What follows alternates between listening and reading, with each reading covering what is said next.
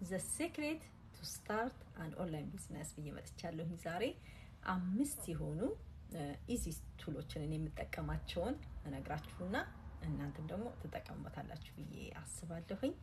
አንደኛው ሲስተሙን በደንብ አድርጎ መከተል ያለ ምንም ኤክስፒሪየንስ የሚሰጡን ሲስተም አለ። በዛ መሰረት ስቴፕ ባይ ስቴፕ እየተከተልን በዛ መስራት ማለት ነው።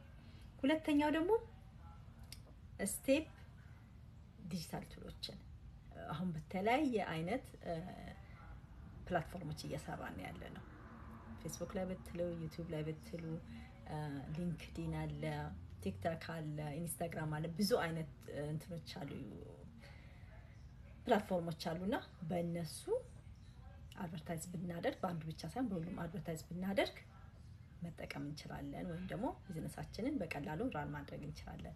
ሌላው ደግሞ ፌስቡክ ላይ አድቨርታይዝ ማድረግ በብዛት ያው ፌስቡክ አድቨርታይዝ ነው የሚደረገው ዩቲዩብም ሌሎችም አሉ ግን በብዛት ፌስቡክ ላይ ነው እኛ ቢዝነስ ላይ የምናደርገውና በፈለጋችሁ ፕላትፎርም ማድረግ ትችላላችሁ።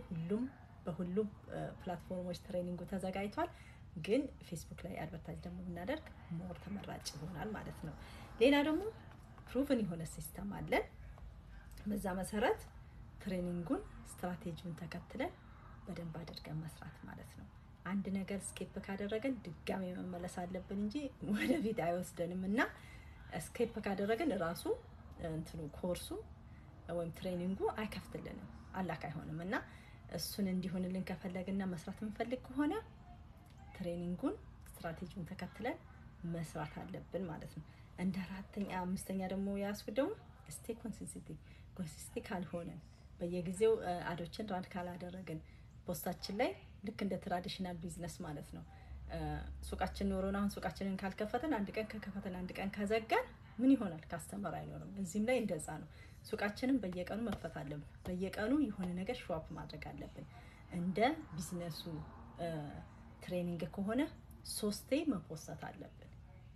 ማንኛውንም ነገር የግድ ይሄን ነገር አይደለም ግን 3 ጊዜ መፖስት መቻል አለብን። ምንም ፖስት አለን አዲስ ነው እኔም መቸገር ነበር ምንድነው ፖስተው ምንድነው ማለት ግን እንዴት አድርገን እንደምንፖስት ብዙ አይነት ነገሮች አሉ። ራሳችን ምን ፈልገውን ነገር ራሱ ክሬት አድርገን ካንቫውን በነፃ ነው ካፕካት አለ ብዙ አይነት ቱሎች አሉ መጠቀም እንችላቸውና እነሱን በመጠቀም ክሬት አድርገን መፖስት እንችላለን ማለት ነው። በዚህ ላይ ደግሞ ትሬን የሚያደርጉ ትሬኒንጋችን አለ። ከዛ በተረፈ ደግሞ ሌሎች ኮሚኒቲዎች አሉ ከነሱም አብረን እየተማረን መስራት እንችላለን እላለሁ። ይሄን ደግሞ መማር ለምትፈልጉ